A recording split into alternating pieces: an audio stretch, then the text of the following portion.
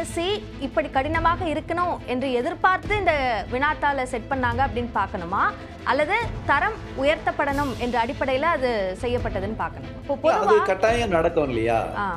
எல்லா தேர்வுகளிலுமே நம்ம எதிர்பார்ப்புகளுக்கு மீறி கேள்விகள் அங்கே இருக்கும். இப்படிதான் இருக்க வேண்டும் என்று நம்ம யாருமே கட்டமைச்சு.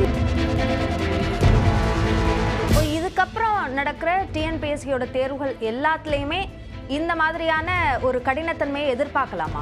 இதுல ஒரு ஆஸ்பெக்ட் நம்ம கவனிக்கணும். என்ன அப்படின்னா, இன்றைக்கு எல்லா தேர்வுகளிலுமே அதிக படிப்பு படித்தவர்கள், எல்லா தேர்வுகள்லையுமே வேக்கன்சிஸ் குறைவாகவே இருக்கு அப்படின்ற புகாரை தொடர்ந்து தேர்வர்கள் முன்வைக்கிறாங்க. நம்ம எல்லா டிபார்ட்மெண்ட்டும் என்ன கொடுக்குறாங்களோ அதை தான் நம்ம ரெக்ரூட் பண்ணி கொடுத்துக்கிட்டு இருக்கோம். ஆனால் நீங்கள் இன்னமுமே தேர்வர்கள் மத்தியில் காசு கொடுத்தா கவர்மெண்ட் வேலையை வாங்க முடியும் அப்படின்ற எண்ணம் இருக்கு. ஸோ இந்த எண்ணத்தை போக்க டிஎன்பிஎஸ்சியால் முடியுமா? எப்படி முடியும்? யாரோ ஒருத்தவங்க சொல்கிறாங்க அப்படின்னு சொல்லி இன்னைக்கு நிறைய பேர் இன்னசென்ட்டாக கொண்டு போய் காசை கொடுத்துட்றாங்க. அப்படியெல்லாம் எதுவுமே கிடையாது. அப்படின்னா இன்னைக்கு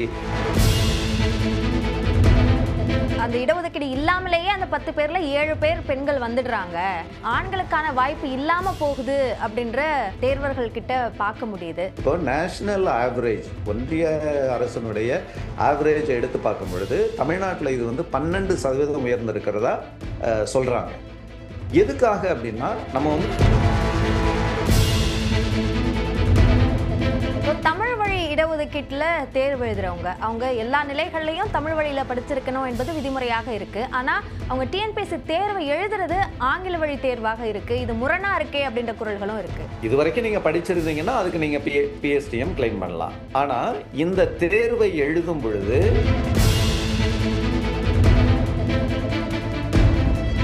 வணக்கம். டிஎன்பிஎஸ்சி நடத்தின குரூப் 4 தேர்வு நடந்து முடிந்திருக்கிறது. அதற்கு பிறகாக டிஎன்பிஎஸ்சியினுடைய செயல்பாடுகள் சார்ந்து பல கோரிக்கைகள், கேள்விகள் தேர்வர்கள் மத்தியில் இருக்கு. இது தொடர்பான அதிகாரப்பூர்வமான ஒரு தகவல் கிடைக்காதா என்ற எதிர்பார்ப்பும் தேர்வர்கள் மத்தியில் அதிகமாகவே இருக்கு. அது தொடர்பான தகவல்களை நம்மோட பகிர்வதற்காக டிஎன்பிஎஸ்சியினுடைய உறுப்பினர் திரு ராஜ் நம்மோடு இணைப்பில் இருக்கிறார். டிஎன்பிஎஸ்சியினுடைய எல்லா விதமான முடிவுகள்லையும் இந்த உறுப்பினர்களுடைய பங்கு என்பது தவிர்க்க முடியாத ஒன்று. அவர்களோடு சேர்ந்து அந்த ஒப்புதலுக்கு பிறகுதான் எல்லா நடவடிக்கையுமே செயல்பாட்டிற்கு வரும். அந்த வகையில் முக்கியமான பொறுப்பில் இருக்கக்கூடிய திரு ராஜ் நம்மோடு நேரலையில் இணைந்திருக்கிறார். அவரோடு பேசலாம். வணக்கம் திரு ராஜ். வணக்கம் மேடம். நம்ம டிஎன்பிஎஸ்சியோட செயல்பாடுகள் அதுக்கு போறதுக்கு முன்னாடி முதல்ல நடந்து முடிஞ்ச இந்த குரூப் 4 தேர்வு இதை பத்தி நம்ம பேசிடலாம். குரூப் 4 தேர்வு எழுதி முடித்த தேர்வர்கள் நிறைய பேர் அந்த தேர்வு ரொம்ப கடினமாக இருந்தது அப்படின்ற ஒரு வருத்தத்தை தெரிவித்ததை பார்க்க முடிஞ்சது. ஸோ டிஎன்பிஎஸ்சி இப்படி கடினமாக இருக்கணும் என்று எதிர்பார்த்து இந்த வினாத்தாளை செட் பண்ணாங்க அப்படின்னு பார்க்கணுமா, அல்லது தரம் உயர்த்தப்படணும் என்ற அடிப்படையில் அது செய்யப்பட்டதுன்னு பார்க்கணுமா? முதல்ல எல்லோருக்கும் வணக்கம். இந்த வியூவர்ஸ் எல்லாருக்கும், முக்கியமாக இந்த தேர்வு எழுதினவங்களுக்கு. ஏன்னா நான் நிறைய பேர் கூட கனெக்டில் இருக்கிறேன். அதனால் அவங்களுக்கும் இந்த நேரத்தில் என்னுடைய வணக்கத்தை தெரிவித்துக் கொள்கிறேன். இந்த கேள்வி ஒரு நல்ல கேள்வி. ஏன்னா நம்ம இதை நிறைய டீல் பண்ணிக்கிட்டு இருக்கோம் இதை பற்றி. இப்போ தேர்வு எழுதுவோரை பொறுத்து அங்கே ஒரு அடிப்படை புரிதல் நமக்கு வேண்டும். ஏன்னா இன்றைக்கி ஒரு பள்ளி தேர்வுகளாக இருந்தாலும் சரி, கல்லூரி தேர்வுகளாக இருந்தாலும் சரி, அதில் சில பேர் சுலபமாக இருந்தது, சில பேர் ரொம்ப கடினமாக இருந்ததுன்னுவாங்க. கடினமாக இருந்ததுன்னு சொன்னவங்க கடைசியில் பார்த்தா நிறைய மதிப்பெண்கள் வாங்கியிருப்பாங்க. இதெல்லாம் நம்ம இது ஒரு அடிப்படை புரிதல்லேருந்து ஆரம்பித்தா நல்லாயிருக்கும் அப்படின்றது என்னுடைய முதல் கருத்து. நான் சென்ற இடங்களிலும் அப்படி தான் இருந்தது. நிறைய பேர் சுலபமாக இருந்ததுன்னு சொல்கிறது, தரமாக இருந்ததுன்னு சொல்கிறது, சில பேர் ரொம்ப கஷ்டமாக இருந்துச்சு அப்படின்ற இதை ஒரு மிக்ஸ்டு பேக் அப்படின்ற மாதிரியே நம்ம சொல்லலாம். அந்த கருத்துக்கள் ஒரு கலவையான ஒரு கருத்துக்களாக இருந்தது அப்படின்றதுல எந்த விதமான மாற்று கருத்தும் இங்கே இல்லை.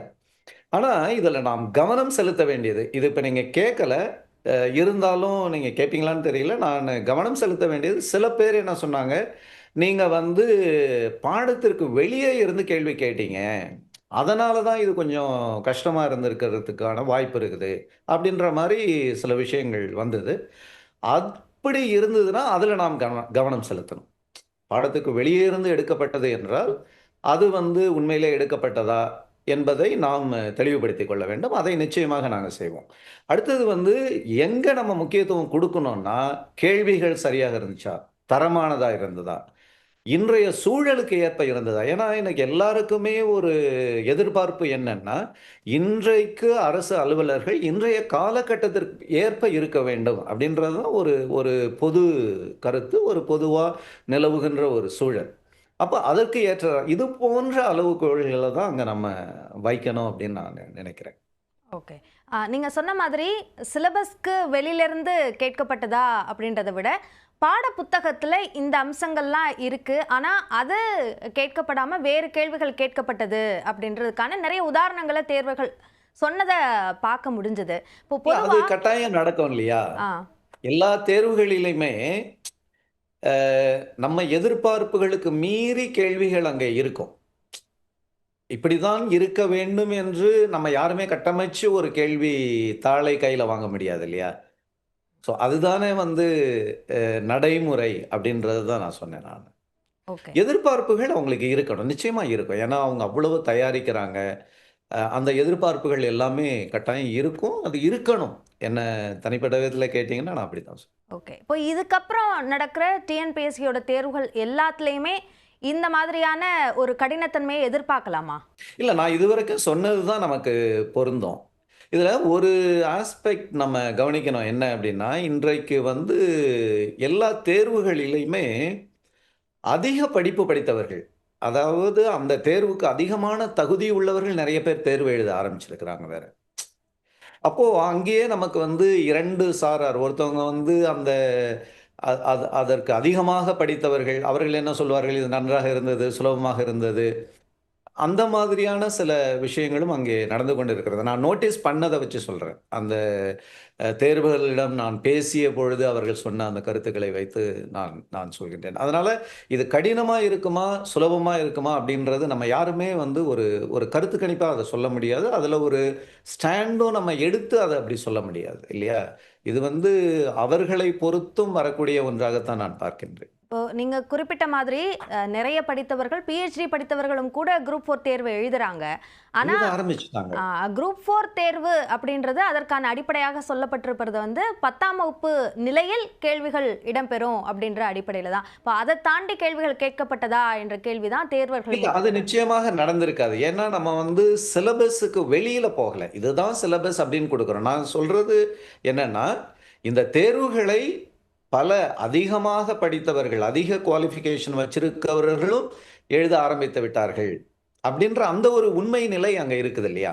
அதைத்தான் காண்பிக்கிறேன். ஓகே. இப்போ குரூப் 4 தேர்வுக்கு முந்தின நாள் வினாத்தாள் எடுத்துட்டு போனது ஒரு தனியார் பேருந்துல எடுத்துட்டு போனது அப்படின்றது ஒரு சர்ச்சையானது. அது பற்றிய டிஎன்பிஎஸ்சியோட விளக்கம் என்ன? அது வந்து ஏற்கனவே எங்களுடைய மாண்புமிகு தேர்வாணைய தலைவர் அவர்கள் அதுக்கு வந்து விளக்கம் சொல்லிவிட்டார்கள். அ அதை பற்றி நானும் கேள்விப்பட்டேன். அது ஒரு சின்ன அ தவறான புரிதலா? அல்லது இதை இப்படி எடுத்துச் செல்ல வேண்டும். என்னன்னா, அதில ப்ரொசீஜரலா எதுவுமே அங்க தப்பு நடக்கல. எல்லாமே வந்து ரொம்ப சேஃப் கார்டடா தான் டிஸ்ட்ரிக்ட் ஹெட் குவார்ட்டர்ஸ்க்கு அனுப்புவாங்க. அங்கிருந்து போலீஸ் பாதுகாப்போட, அதுவும் ஆயுதம் தாங்கிய போலீஸ் பாதுகாப்போட, தாலுகா மையங்களுக்கு அவர்கள் எடுத்துச் செல்வார்கள். அப்படி எடுத்துச் செல்லப்பட்டது தான் அது. இவர்கள் ஒரு சைட்ல அப்போ அதில வந்து பேப்பர் ஒட்டியிருக்கிறாங்கன்றது வந்து அத சீலுன்னு நம்ம எடுத்துக்க கூடாது. It is an information. இந்த வாகனத்தில வந்து இது இந்த இந்த பொருள் போய்க்கிட்டு இருக்கிறது. ஆனா, அங்க முன் சீட்ல பார்த்தீங்கன்னா, ஒரு ஆயுதம் தாங்கிய போலீஸ் அதுல இருக்கிறாங்க. அதுதான் எங்களுடைய ப்ரொசீஜரே. ஒரு கருவூலத்திலிருந்து இன்னொரு கருவூலத்திற்கு எடுத்துச் செல்லப்படுகிறது. மாவட்ட மைய கருவூலத்திலிருந்து தாலுகா கருவூலத்திற்கு. அது ஒரு அ ஒரு ஒரு கான்ட்ரோவர்சியா அத வந்து நெறைய பேர் பார்த்தாங்க. உண்மை அதுதான். அதுவும் நெறைய பேர் அதுக்கு பிறகு புரிந்து கொண்டார்கள். எங்க தேர்வாணைய தலைவர் சொன்ன பிறகு நெறைய பேர் அதை புரிந்து கொண்டார்கள். குரூப் 4 தேர்வு முடிவுகள் எப்போ எதிர்பார்க்கலாம்? அதுவும் தேர்வாணைய தலைவர் ஏற்கனவே சொல்லிட்டாங்க. 3 மாதம், 4 மாதம் அதுக்குள்ள கட்டாயமா ஏன்னா, இப்போ நீங்க இந்த ஒரு 2.5 ஆண்டு கால ட்ராக் ரெக்கார்டை நீங்கள் பார்த்தீங்கன்னா உங்களுக்கு தெரிஞ்சிருக்கும். ஏன்னா நீங்கள் வந்து டிஎன்பிஎஸ்சியை ஃபாலோ பண்ணுறீங்க நியூஸ் 18 தொலைக்காட்சியில். அதனால் உங்களுக்கு கட்டாயம் தெரிஞ்சிருக்கும். டிஎன்பிஎஸ்சி 2.5 ஆண்டுகளாக ஒரு தவறாமல் ரிசல்ட்டை கொடுத்துக்கிட்டு இருக்காங்க. அது அந்த ஒரு இதில் பார்க்கும்பொழுது இதுவும் வந்துவிடும் என்று தான் எதிர்பார்க்கின்றேன். ஓகே, அதே மாதிரியான ஒரு வழிகாட்டுதல் அல்லது வழியில குரூப் 2 ஏக்கான அறிவிப்பும் ஆனுவல் பிளானர்ல சொன்ன தேதியில வெளியாயிடுமா? ஜூலை 15ஆம் தேதி. திரும்பவும் அதே தான். திட்டமிட்டபடி தேர்வு முடிவுகள் வந்து கொண்டு இருக்கிறது. நாங்க அத வந்து அறிக்கையாவே கொஞ்சம் வெளியிட்டுக்கிட்டு இருக்கோம். இதுக்கு முன்னாடி எத்தனை நாட்கள், இப்போ அது எல்லாமே குறைந்து கொண்டு தான் வருகிறது. அப்போ அந்த பேட்டர்ன் படி பார்த்தீங்கன்னா, இதுவும் வந்து சொன்னபடி நடக்கும். 15 அப்படின்னு இப்ப தான் எல்லாருமே வந்திருக்கிறோம். நிறைய தேர்வு பணிகள் நிறைய இருந்தது. நிச்சயமாக ரொம்ப டிலே ஆகாதுன்றது மட்டும் கட்டாயம் சொல்லிக்க முடியும். இப்போ குரூப் 4 தேர்வு மட்டும் இல்ல, எல்லா தேர்வுகள்லையுமே வேக்கன்சிஸ் குறைவாகவே இருக்கு அப்படின்ற புகாரை தொடர்ந்து தேர்வர்கள் முன்வைக்கிறாங்க. அதை எப்படி பார்க்குறீங்க? இதுவும் ஒரு நல்ல கேள்விதான். வேக்கன்சி குறைவா இருக்கிறது, அதிகமா இருக்கிறது நம்ம வந்து இந்த பணியிடங்கள் நம்ம எல்லா டிபார்ட்மெண்ட்டும் என்ன குடுக்குறாங்களோ, அத தான் நம்ம ரெக்ரூட் பண்ணி குடுத்துக்கிட்டு இருக்கோம். ஆனா நீங்க ஒரு கடந்த 4 ஆண்டுகள்ல பார்த்தீங்கன்னா, 20, 21லேருந்தே நான் இப்ப ஆக்சுவலா ஸ்டாட்டிஸ்டிக்ஸ் கையில வச்சிருக்கிறேன் நானு. அத பார்த்தீங்கன்னா அதிகமாகிக்கிட்டே தான் வருது. இப்ப இந்த ஆண்டு இதுவரைக்குமே நம்ம வந்து 11,027 ஜூன் மாதம் வரைக்குமே முடிச்சுட்டோம். இன்னும் நெறைய பணிகளுக்கு தேர்வுகளும், ஆட்சேர்ப்புகளும் நடந்து கொண்டிருக்கிறது. அதனால அதிகமாகிக் கொண்டிருக்கிறது. அவர்களுக்கு எப்பொழுதெல்லாம் பணியிடங்கள் வருகிறதோ, அப்பொழுதுதான் அவர்கள் எங்களிடம் கொடுக்கிறார்கள். அப்போ இந்த ஆண்டு அதிகமா இருக்கும் அப்படின்றதுல எந்த விதமான மாற்று கருத்தும் இல்லை. ஓகே. இந்த அதிருப்தி ஏன் வருது அப்படின்னா, 2021ல நிறைய ஒரு பொதுத்துறை நிறுவனங்கள் அல்லது அது சார்ந்த இப்போ ஆவினோ அல்லது இபி இந்த மாதிரியான அமைப்புகளோட பணியிடங்களும் டிஎன்பிஎஸ்சி நிரப்புவாங்க அப்படின்னு சொல்லப்பட்டதுனால, அந்த தேர்வுக்கான வேக்கன்சி ரொம்ப அதிகமாகும் அப்படின்ற எதிர்பார்ப்பு ரொம்ப அதிகமாயிடுச்சு தேர்வர்கள் கிட்ட. ஆனால் இதுக்கு முன்னாடி இருந்ததை விட நீங்கள் சொல்றது சராசரி சொல்றீங்க, ஆண்டு சராசரி. ஆனால் தேர்வர்கள் ஒரு தேர்வுக்கு எவ்வளோ வேக்கன்சி வருது அப்படின்றத மட்டும்தான் பார்க்குறாங்க. ஸோ அப்படி கம்பேரபிளாக பார்க்கும்போது அது குறைவாக இருக்கே அப்படின்ற ஒரு வருத்தம் அவங்க கிட்ட உருவாகுது. இல்லை எப்படின்னா எல்லா டிபார்ட்மெண்ட்லேயும் அதிகமான அளவுக்கு பணியிடங்கள் இல்லை. இப்போ நம்ம வந்து நீங்கள் சொன்ன மாதிரி நம்ம ஒரு 13 டிபார்ட்மெண்ட்டுக்கு ரெக்ரூட்மெண்ட் பண்ணிக்கிட்டு இருக்கோம். இப்போ புதுசாக அந்த அறிவிப்புக்கு பிறகு நமக்கு வந்து sports development, Tamil Nadu industrial investment, Tamil Nadu cements corporation, இப்படி நிறைய. ஆனால் அதுதான் திரும்பவும் அங்கே என்ன பணியிடங்கள் இருக்கிறது அதை பொறுத்து தான் நமக்கு கொடுக்கப்படுகிறது. அந்த எதிர்பார்ப்பும் வந்து அந்த எதிர்பார்ப்பு இருக்கும். அது ஆனால் இனிமேலுக்கு தான் அதிகரிக்கும்னு சொல்ல வர்றேன் நான். அதே மாதிரி தேர்வர்கள் கிட்ட நம்பகத்தன்மையை உருவாக்குறதுக்கு டிஎன்பிஎஸ்சி என்ன திட்டம் வச்சிருக்கு? ஏன்னா இது மாதிரி வேக்கன்சி குறைவதாக இருந்தாலும் சரி, ஒருவேளை நடைமுறையில் இப்போ அந்த நடைமுறை விரைவுபடுத்தப்பட்டிருக்கு அப்படின்னு தான் பார்க்கணும். அப்படி ஒருவேளை அதில் மாற்றம் ஏற்பட்டாலும் கூட உடனடியாக டிஎன்பிஎஸ்சி மீது குற்றச்சாட்டை சொல்றத பார்க்க முடியுது. அதற்கு காரணம் நம்பகத்தன்மை குறைவு அப்படின்றது. ஸோ அதை சரி செய்யறதுக்கு என்ன திட்டம் வச்சிருக்கு டிஎன்பிஎஸ்சி? ஆக்சுவலாக இப்போ இதில் நீங்கள் வந்து 2 கேள்வியை ஒன்றா கேட்டிருக்கிறீங்க. ஒன்று வந்து இந்த நம்பகத்தன்மை, இன்னொன்று வந்து அதை எப்படி இன்க்ரீஸ் பண்ணுறது. இப்போது ஏற்கனவே ஏராளமான முயற்சிகளை நாம் மேற்கொண்டு இருக்கிறோம். ஒன்று வந்து டிஎன்பிஎஸ்சி தேர்வு நடத்துவதிலேயே நம்ம தொழில்நுட்பத்தினுடைய பயன்பாடு. அதை நீங்கள் எடுத்துக்கிட்டிங்கன்னா ஒவ்வொரு ஏரியாவிலையும் அந்த அறிவிப்பு மென்பொருள்னு சொல்கிறோம் இல்லையா, அங்கேருந்தே நிறைய விஷயங்கள் அந்த ஒரு முறை பதிவு அது வந்து 5 ஆண்டுகளுக்கு வந்து வேலிடாக இருக்கும்.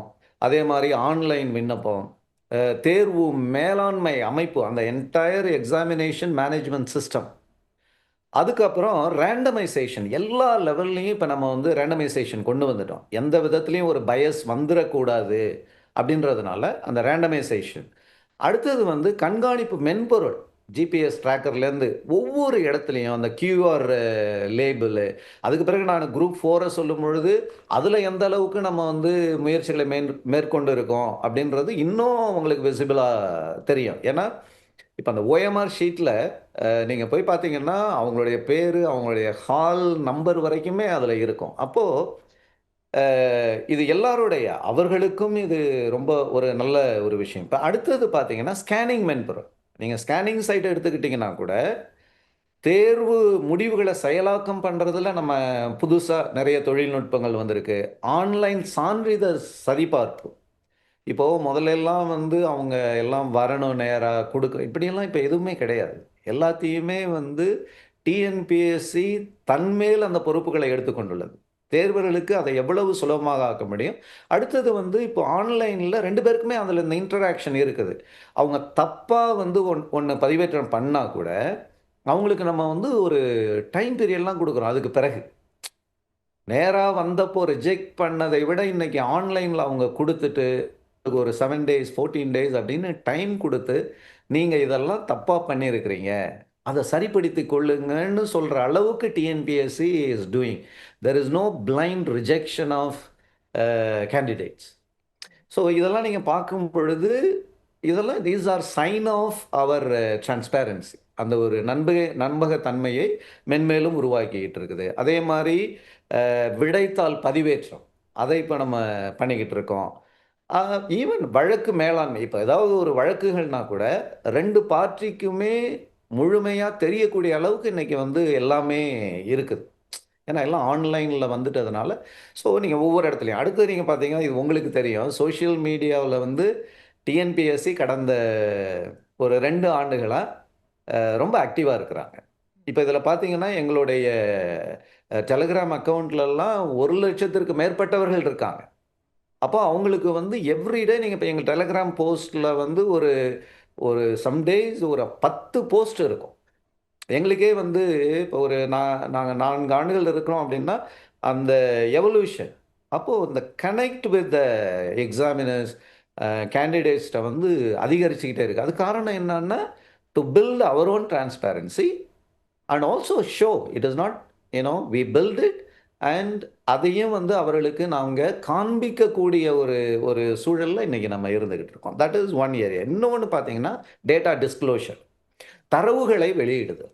இப்ப இன்னைக்கு டிஎன்பிஎஸ்சி உடைய நோக்கம் நீங்க பார்த்துக்கிட்டீங்கன்னா, நம்ம என்னென்ன வெளிப்படுத்தக்கூடிய தகவல்கள் இருக்கிறதோ, எல்லாத்தையுமே அவங்களுக்கு நம்ம வெளிப்படுத்துறோம். டிஸ்க்ளோசபிள் இன்ஃபர்மேஷன் அப்படின்னு சொல்றோம் இல்லையா?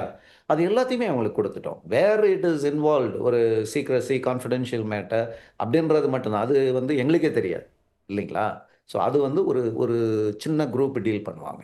ஸோ இது மாரி நெறைய முன்முயற்சிகள் எடுத்துக்கிட்டு இருக்கிறோம் நாங்க. ப்ரோஆக்டிவ். நெறைய கேட்காமயே நெறைய விஷயங்கள் இப்பொழுது நடந்து கொண்டு இருக்கிறது. அதுதான் வந்து எங்களுடைய நம்பகத்தன்மைய இன்னும் அதிகமாக்கும் அப்படின்னு நாங்க நம்புறோம். நீங்க தேர்வு நடக்கிறது, அதுல செய்யப்பட்டிருக்க மேம்பாடுகள், டிரான்ஸ்பரன்சி இந்த விஷயங்கள் எல்லாம் சொன்னீங்க. இன்னமுமே தேர்வர்கள் மத்தியில காசு கொடுத்தா கவர்மெண்ட் வேலையை வாங்க முடியும் அப்படின்ற எண்ணம் இருக்கு. இது அனுமானமாகவும் இருக்கலாம், அல்லது இப்போ 2019 குரூப் 4ல நடந்த அந்த சிக்கலின் அடிப்படையில் உருவான தேர்வர்கள் கிட்ட உருவான ஒரு எண்ணம் அப்படின்னும் சொல்லலாம். ஸோ இந்த எண்ணத்தை போக்க டிஎன்பிஎஸ்சியால முடியுமா? எப்படி முடியும்? கட்டாயம் முடியும். ஏன்னா, நம்மளுடைய செயல்பாடுகளை வைத்தும் பார்க்கணும். இப்போ நான் கேள்விப்பட்டிருக்கேன். அ இதுக்கும் ஆனா டிஎன்பிஎஸ்சியில் வைத்திருக்கும் நம்பிக்கை குறைவுக்கும் எந்தவித சம்மந்தமும் இல்லன்னு தான் நான் பார்க்குறேன். ஏன்னா, அ தேர்வர்கள் அவர்கள் மீது வைத்திருக்கும் நம்பிக்கையும் அவங்க கொஞ்சம் யோசிக்கணும். யாரோ ஒருத்தவங்க சொல்றாங்க அப்படின்னு சொல்லி, இன்னைக்கு நெறைய பேரு அ இன்னசென்ட்டா கொண்டு போய் காச குடுத்துடுறாங்க. ஆனா, அதனால எத்தன பேருக்கு வந்து அத அத வாங்கக்கூட முடியாத அளவுக்கு நெறைய நெறைய பேர்லாம் இருந்திருக்கிறாங்க. அது எனக்கே தனிப்பட்ட விதத்தில நெறைய பேர் எனக்கு தெரியும்னு வச்சுக்கங்களேன்.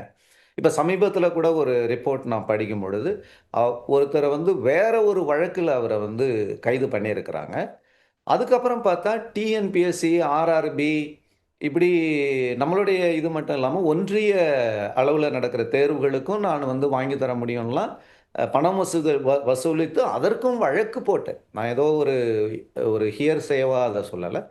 வழக்கு போட்ட நிகழ்வுகளை கூட நானு சமீபத்தில படிச்சேன். அப்பலாம் பார்க்கும் பொழுது நமக்கு ஒரு பக்கம் ஒரு ஒரு மனவேதனையாகத்தான் இருக்கிறது. இப்படி போயிட்டு ஏமாந்துடுறாங்களே அப்படின்னு. அவர்களுக்கு நான் கொடுக்கிற ஒரே அறிவுரை, அப்படியெல்லாம் எதுவுமே கிடையாது. அப்படின்னா வந்து இன்னைக்கு அ அ அ அந்த இந்த சிஸ்டத்த பார்க்கும் பொழுதே நமக்கு அது தெரிஞ்சிருக்கணும். என்ன மாதிரியான சிஸ்டம் இங்க இருக்குது அப்படின்றத கொஞ்சம் யோசிச்சாங்கன்னா, அது வந்து ஏன்னா ஒவ்வொரு கட்டத்திலும் இப்ப ஒரு இன்டர்வியூக்கு வராங்கனாலே, போர்டுல உள்ளவங்களுக்கு நம்ம ஷஃபில் பண்றோம். அவங்க தான் போர்டையே சூஸ் பண்றாங்க. அடுத்தது வந்து எக்ஸ்பர்ட்ஸ். அவங்களுக்கே தெரியாது அவங்க எந்த போர்டுக்கு போவாங்கன்னு. அதுக்கும் மேல நீங்க வந்து தேர்வாணைய உறுப்பினர்கள் லெவலுக்கு வந்தீங்கன்னா, எங்களுக்கும் வந்து அந்த நேரத்தில கடைசியா நாங்களும் வந்து ஒரு ரேண்டமைசேஷன்ல தான் நாங்க எடுக்கிறோம். அப்போ இந்த 3 பார்ட்டியுமே இன்டர்வியூக்கு வரும்போது கூட, புதிதாக அந்த இன்டர்வியூ ஹால்ல தான் இவங்க 3 பேருக்குமே யாரு என்னன்னு கூட ஃபேஸ் லெவல்ல தெரியும். அப்ப அந்த அளவுக்கு நம்ம சிஸ்டத்த வந்து அ ரொம்ப ஒரு ஒரு ஒரு எந்த விதத்திலயும் டேம்பர் பண்ணக்கூடிய சிஸ்டமா நம்ம வச்சிரல. ஸோ அத தான் நான் அவங்களுக்கு சொல்ல விரும்புறேன். இது இது இது அவங்க தரப்புலேருந்தும் இந்த இந்த இது வரணும்னு நான் நினைக்கிறேன் நான். யார்ட்டயும் போய் சும்மா ஏமாந்துறக்கூடாது. அதுவும் இன்னைக்கு வந்து ஆன்லைன் மோசடிகள்லாம் நம்ம அவ்ளோ கேள்விப்படுறோம். ரொம்ப சர்வசாதாரணமா இன்னைக்கு நடந்துருது. நெறைய பேர் அதுக்கு வந்து அட் அ அதுல விழுந்துடுறாங்க அந்த வலையில. ஸோ அது இங்கேயும் நடக்கக்கூடாதுன்றது என்னுடைய என்னுடைய ஒரு ஒரு அ ஒரு அறிவுரையா கூட நான் சொல்றேன். அது எல்லாருமே அத நம்ம அ ந ஏற்று நடக்கணும். சரி. இப்போ தேர்வுக்கான விதிமுறைகள் டிஎன்பிஎஸ்சி பின்பற்ற விதிமுறைகள்ல சில கோரிக்கைகள் தேர்வர்கள் முன்வைக்கிறாங்க. அதுல முக்கியமானது பெண்களுக்கான அ இடஒதுக்கீடு. அது தேவையில்ல அப்படின்ற குரல்கள் சொல்றாங்க. அது எந்த அடிப்படையில சொல்றாங்கன்னா, இப்போ 10 பணியிடம் இருக்கு அப்படின்னா, ஏற்கனவே அ அந்த அந்த இடஒதுக்கீடு இல்லாமலேயே அந்த 10 பேர்ல 7 பேர் பெண்கள் வந்துடுறாங்க. இருந்தாலும் அந்த இடஒதுக்கீடு குடுக்கறதுனால, ஆண்களுக்கான வாய்ப்பு இல்லாம போகுது அப்படின்ற ஒரு குரல தேர்வர்கள் கிட்ட பார்க்க முடியுது. உங்களுடைய கருத்து என்ன இது? அபிநயா, நீங்க இந்த கேள்விய கேட்கிறதே எனக்கு ஆச்சரியமா இருக்குது. ஏன்னா நீங்க இல்ல தான் இது இது வந்து போன்ற என்னுடைய கேள்வி இல்ல. தேர்வர்களுடைய கேள்வி. தேர்வர்களுடைய கேள்வி. ஏன்னா இது என்கிட்ட ஒரு 2, 3 அ நண்பர்கள், பெண்கள் இத கூட அவங்க கூட சொல்லியிருக்கிறாங்க. இதெல்லாம் கொஞ்சம் பார்த்துக்குங்க. நெறைய நேரங்கள்ல இப்படி தான் பார்க்குறோம் அப்படின்னு சொல்லிட்டு. பட் இன்னைக்கு வந்து இத பல கோணங்கள்ல விவாதிக்கப்பட வேண்டிய ஒரு விஷயம் நான் பார்க்கிறேன். இம்மீடியட்டா என்னோட ரெஸ்பான்ஸ் என்ன அப்படின்னா, தற்போதைய நிலை என்ன? அப்படின்றது. சரி 30% 40% வரைக்கும் போகிறோம். ஈவன் 50% கூட. இப்போ நேஷனல் ஆவரேஜ் ஒன்றிய அரசினுடைய ஆவரேஜ் எடுத்து பார்க்கும் பொழுது, தமிழ்நாட்டுல இது வந்து 12% உயர்ந்திருக்கிறதா சொல்றாங்க.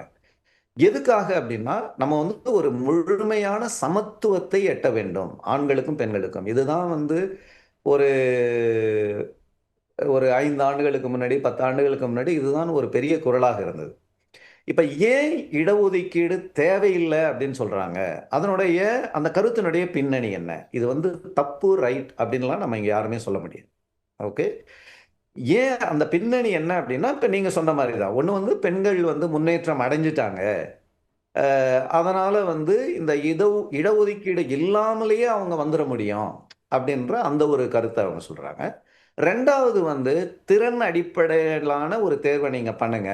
ஏன்னா, அ அப்படி நம்ம பண்ணிட்டோம் திறன் அடிப்படையில அப்படின்னா, இப்ப 10 ஆண்டுகளுக்கு முன்னாடி அல்லது இந்த சமூக நீதி குரல்கள் வந்து அ அதாவது சமத்துவம் இருக்கணும். சமூக நீதிய நிலைநாட்டணும்னா, அவங்களுக்கு வந்து 50% குடுக்கணும் அப்படின்றத, நம்ம வந்து கொஞ்சம் வாட்டர் டவுன் பண்ண மாரி ஆயிடும் அப்படின்ற அதுல ஒரு சின்ன டேஞ்சர். 3வது வந்து சமூக மாற்றம் வரணும் அப்படின்னா, நம்ம எல்லாருமே நினைக்கிறது வந்து பெண்கள் மேம்பட்டு விடணும் அப்படின்னு. ஆனா, இப்ப இதுவரைக்கும் இது வந்து ஒரு ஷார்ட் பீரியட்ல தான் இப்ப இது நடந்துகிட்டு இருக்குது. இந்த குறுகிய காலத்துல அவங்க அந்த நிலைமைக்கு வந்துட்டாங்க அப்படின்றத நம்ம டேட்டாவ வச்சு தான் நம்ம சொல்ல முடியும். நிச்சயமா அது ஒரு காலகட்டத்தில ஒரு டேட்டாவா நமக்கு வெளிய வர வாய்ப்புகள் இருக்கிறது. ஆனா, நமக்கு தெரிஞ்ச வரைக்கும் இன்னைக்கும் பெண்கள் பல துறைகள்ல இப்ப நீங்க உயர் பதவிகள்னா எடுத்துக்கிட்டீங்கன்னா, அவங்க வந்து பின்தங்கி தான் இருக்கிறாங்க. அதுக்கு நமக்கு டேட்டாஸ் இருக்குது. ஏதோ நாம ஒரு சாதாரணமா சொல்ற ஒரு விஷயம் இல்ல.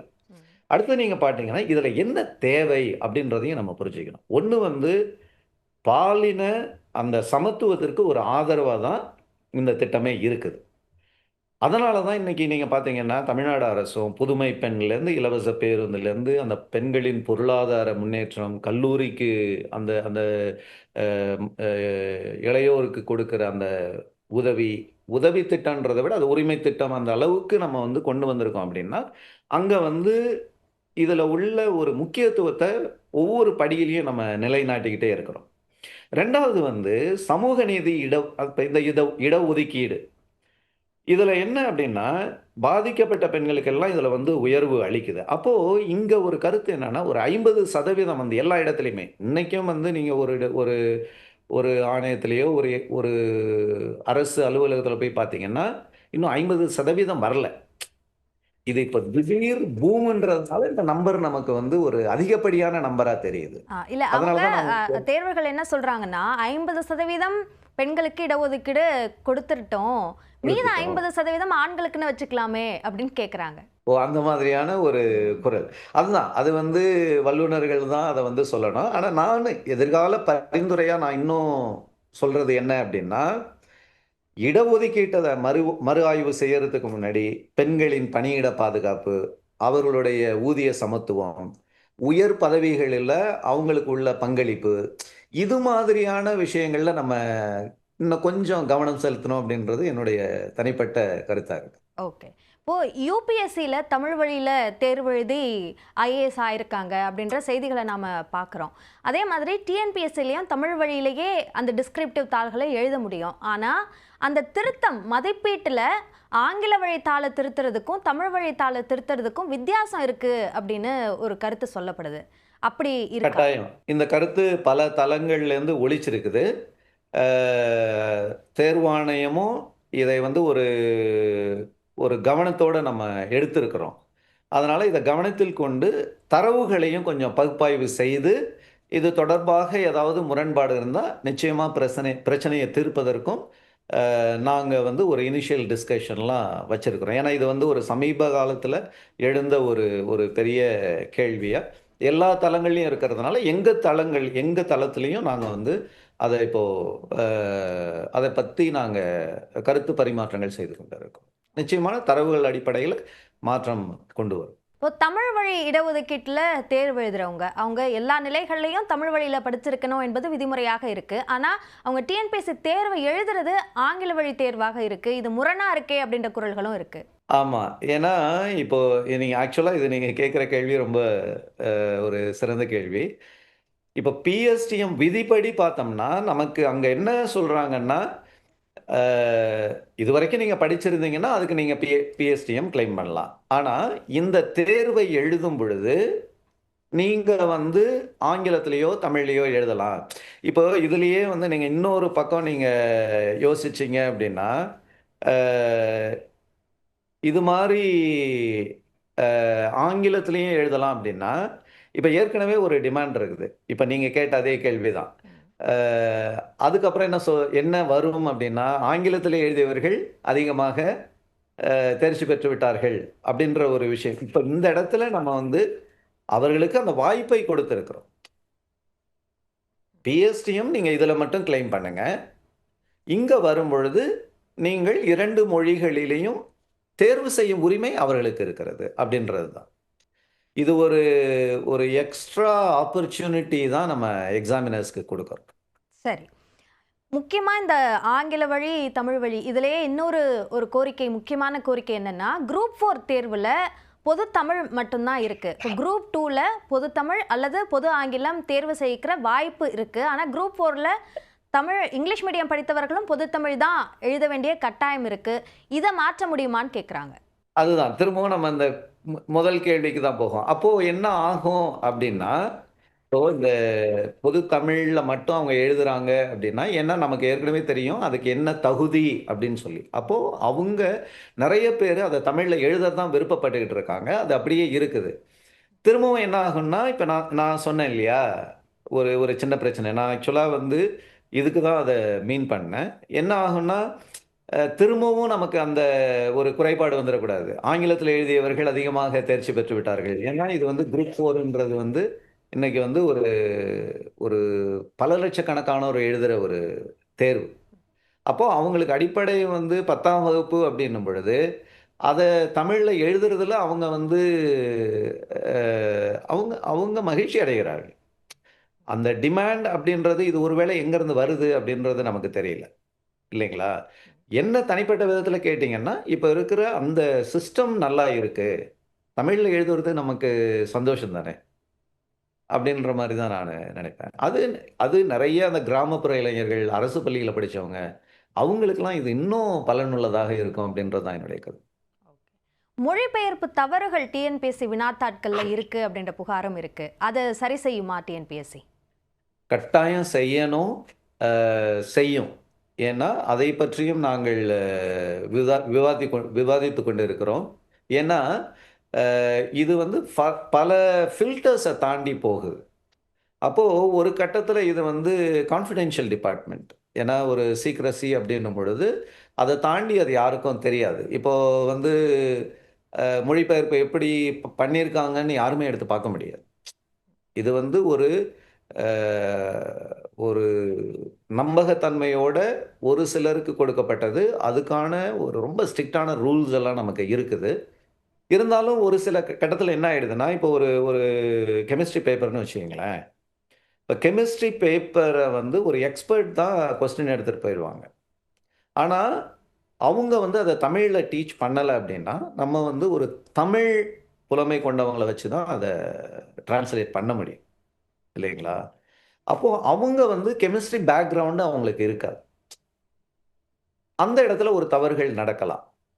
ஆனா, இது வந்து Google Translate அப்படின்றது வந்து இங்க இங்க யாரும் பண்றது கிடையாது. ஏன்னா, அது நமக்கு எவ்வளோ ஆபத்தானது அப்படின்றது நமக்கு தெரியும். இன்னும் அந்த லெவலுக்கு டிரான்ஸ்லேஷன் மெஷின் பேஸ்டா நம்மகிட்ட இன்னும் அவைலபிளா இல்ல. ஆனா, அது அவைலபிளா இருந்ததுன்னா, அத கூட நம்ம எக்ஸ்ப்ளோர் பண்ணலாம். இந்த கேப்ப எப்படி குறைக்கிறது அப்படின்ற சில விஷயங்கள்லாம் நம்ம எடுத்துக்கிட்டு இருக்கோம். அதுல பிரச்சனை இருக்குது. ஓரிரு கேள்விகள் அந்த மாரி வந்துடுது அப்படின்றது. அது ஒரு பெரிய இதா வரல. ஏன்னா ஒவ்வொரு முறையும் அது வந்து நமக்கு நம்மளுடைய கவனத்துக்கு கொண்டு வர்றாங்க. ஆனா, இத நான் டிஃபெண்ட் பண்ற மாரியெல்லாம் சொல்லல. அதுல ஒரு கேள்வி வந்து மொழி தவறுதலாக இருந்தாலும், அதில் நாங்கள் கவனம் செலுத்த வேண்டும். நிச்சயமாக செலுத்துவோம் அப்படின்றது தான் எங்களுடைய சரி. இப்போ கணினி வழி நிலைப்பாடு. தேர்வு முறைக்கு மாறும் திட்டம் இருக்கா? முன்பு ரொம்ப குறைவான எண்ணிக்கையில தேர்வர்கள் இருக்கிற தேர்வுகள கணினி வழி தேர்வா நடத்துறதுக்கான முயற்சியில டிஎன்பிஎஸ்சி ஈடுபட்டிருந்தாங்க. ஸோ இதை இன்னும் விரிவுபடுத்துறதுக்கான வாய்ப்பு அல்லது அந்த எண்ணம் டிஎன்பிஎஸ்சிட்ட இருக்கா? நெறையவே இருக்குது. ஏன்னா, இப்ப நீங்க எங்களுடைய இந்த மாடல்ஸ் ஆஃப் எக்ஸாமினேஷன் தேர்வு மாதிரிகள இதுவரைக்கும் அனலைஸ் பண்ணீங்கனாலே, அ ஆணையம் வந்து ஒரு பக்கம் OMR, இன்னொரு பக்கம் CBT 2ம் நடத்துறோம். இதுல வந்து 25,000க்கு குறைவான எக்ஸாம்ஸ் எல்லாமே CBT முறையில போயிட்டோம் நம்ம. அதுக்கு அதிகமாக இருக்கிறது தான் இப்போ வந்து OMRல நம்ம நடத்திக்கிட்டு இருக்கிறோம். இத இன்னும் எப்படி அதிகரிக்கிறது அப்படின்றது TCS கூடயும் நம்ம கலந்து ஆலோசித்தோம். அதே மாரி CDAC கேள்விப்பட்டிருப்பீங்கன்னு நெனைக்கிறேன். Centre for development of advance computing. இது வந்து ஒரு அரசு சார்ந்த ஒரு நிறுவனம். அவங்க ஏற்கனவே இந்திய விமானப்படை, இந்திய கடலோரப்படை, அ இந்திய காவல் படை, டான்ஜெட்கோ, ராஜஸ்தான் இப்படி நெறைய பேருக்கு அவங்க எக்ஸாம்ஸ் நடத்திக்கிட்டு இருக்காங்க. அவங்க இன்னும் கொஞ்சம் பெரிய நம்பர்ல நடத்தலாம் அப்படின்ற பாசிபிலிட்டியும் நமக்கு அவங்க எக்ஸ்ப்ளைன் பண்ணியிருக்கிறாங்க. ஸோ, அதனால அது போன்ற முயற்சிகள் அதுவும் எங்க புதிய தேர்வு ஆணையத்தில எடுத்ததுலேருந்து 1 ஆண்டு காலம் நாங்களும் CDAC போனோம். அதே மாரி TCS, CDAC எல்லாரையும் இங்க வர வச்சு, இது போன்ற கருத்து பரிமாற்றங்கள் இப்போ எங்களுக்குள்ள நெறைய நடந்துகிட்டு இருக்குது. நிச்சயமாக அது வந்து அது ஒரு ஒரு ஹெல்த்தியான ஒரு ட்ரெண்டுன்னு தான் நாங்க எல்லாருமே பார்க்குறோம். எந்த அளவுக்கு நம்ம வந்து தொழில்நுட்பத்த உள்ள கொண்டு வந்து அதன் வழியா தேர்வுகள நடத்துறோமோ. ஆனா ஒரு விஷயம் நான் சொல்ல முடியும். அ ஏற்கனவே நமது TNPSC நம்ம தேர்வாணையம் அ ஏறக்குறைய எல்லா தேர்வாணையங்களை விடவும் இதில் முன்னணியில் தான் இருக்கிறது. எந்த அளவுக்குன்னா, ஒரு 2 வாரங்களுக்கு முன்னாடி எங்களுடைய தேர்வாணைய தலைவரும், தேர்வு கட்டுப்பாட்டு அலுவலரும் UPSCல இன்வைட் பண்ணி, நீங்க இது போல தேர்வுகளை எப்படி நடத்துகிறீர்கள் அப்படின்னு அவங்களே எங்கள்ட்ட ஒரு பிரசன்டேஷன்லாம் பண்ண சொல்லி, அது மிக மிக அருமையான ஒரு பிரசன்டேஷன் அப்படின்னு தான் நாங்க கேள்விப்பட்டோம். ஏன்னா, அந்த இப்ப நம்ம சொன்ன அந்த கணினி வழியாக நம்ம நடத்துற ஒவ்வொரு ப்ராசஸ்ஸு, அந்த conducting exam, post exam, result announcement அந்த நாட்கள் குறைவாக இருக்கிறது. எப்படி இந்த கணினி வழியா நம்ம நெறைய அடாப்டேஷன் உள்ள போயிட்டு இருக்கிறோம் கொஞ்சம் கொஞ்சமா அப்படின்ற எல்லா விஷயங்களுமே அவங்க ரொம்ப ஆர்வத்தோட அத கவனித்தது அதான். ஏன்னா அந்த இன்விடேஷன் வந்து அவங்கள்ட்ட இருந்து தான் வந்தது.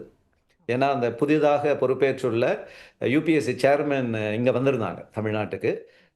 ஒரு ஒரு கூட்டத்திற்கு வந்த பொழுது, அதில் எங்களுடைய அந்த பிரசன்டேஷன்லாம் பார்த்தப்போ, அவங்க ரொம்ப இம்ப்ரெஸ் ஆயி, யுபிஎஸ்சி ஸ்டாஃப் எல்லாருக்குமே நம்ம தேர்வாணையம் தான் ஒரு அழகான ஒரு பிரசன்டேஷன குடுத்துட்டு வந்திருக்காங்க. அதுபோல நெறைய பாசிட்டிவான விஷயங்கள் நடந்து கொண்டு தான் இருக்கு. இறுதியாக ஒரு கேள்வி. பரிசீலனையில் இருக்கக்கூடிய திட்டம் என்ன? டிஎன்பிஎஸ்சி புதிதாக அறிமுகப்படுத்துவதற்காக வைத்திருக்கக்கூடிய திட்டம். இப்போ ஓராண்டிற்கு ஒரு தேர்வு நடத்திடுறது, அது சார்ந்து நடைமுறையை விரைவுபடுத்துறது சார்ந்த திட்டம், அந்த மாதிரி எதுவும் டிஎன்பிஎஸ்சி வச்சிருக்கா?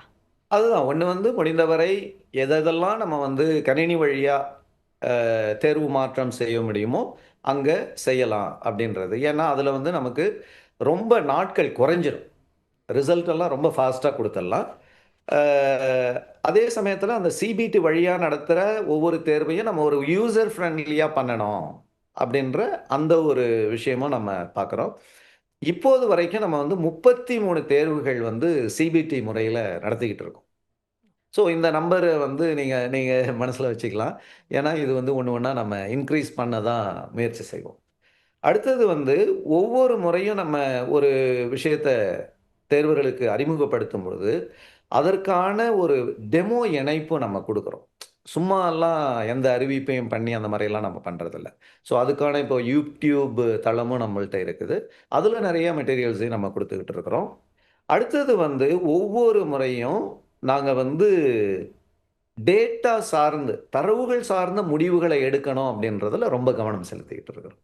அதனால நெறைய தரவுகளையும் இப்ப நாங்க சேகரிக்க ஆரம்பிச்சுட்டோம். நிச்சயமாக. இணைப்பில் வந்து தேர்வர்கள் எதிர்பார்க்கிற டிரான்ஸ்பேரன்சி, அதே மாதிரி டிஎன்பிஎஸ்சி முயற்சித்து வரக்கூடிய அந்த டிரான்ஸ்பேரன்சி, இது 2க்குமான உதாரணமாக இந்த நேர்காணலும் நிச்சயமாக அமைந்திருக்கும். நிறைய விளக்கங்களை, தெளிவுகளை தேர்வர்களுக்கு கொடுத்திருக்கீங்க. இணைப்பில் வந்து பல கருத்துக்களை, தகவல்களை எங்களோடு பகிர்ந்து கொண்டமைக்கு நன்றி திரு ராஜ். நியூஸ் 18 தொலைக்காட்சிக்கும் உங்களுக்கும் ரொம்ப நன்றி. தேர்வர்கள் ஒவ்வொருவருக்கும் நான் வந்து மிகவும் அதான் தேர்வாணையத்திலிருந்து எங்களுடைய கடமை உங்களுக்காகத்தான். நீங்க கேட்பதெல்லாம் உங்களுடைய உரிமை. அதை நான் சொன்னது போல தரவுகள் அடிப்படையில உங்களுக்கு அதை எப்படி நாங்க வந்து கொண்டு வந்து சேர்க்கணும் அப்படின்றது தான் எங்களுடைய பிரைமரி கன்சர்ன். அதை நிச்சயமாக செய்வோம். இந்த வாய்ப்புக்கு மிக்க மிக்க நன்றி.